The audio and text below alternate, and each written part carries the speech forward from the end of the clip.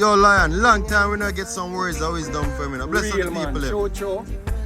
Well, you ever hear them say, you run too fast, you have to run 2 times? A perfect example, as a child, might be your mom give you a chore. Wash the dishes, wash the cup. You hurry up, you wash the dishes, wash the cup. Not doing it properly. Food still left in the dishes, grease still on the cups. When mommy come and check them, no man, you have to do this all over. So when you hurry up, you're still doing it.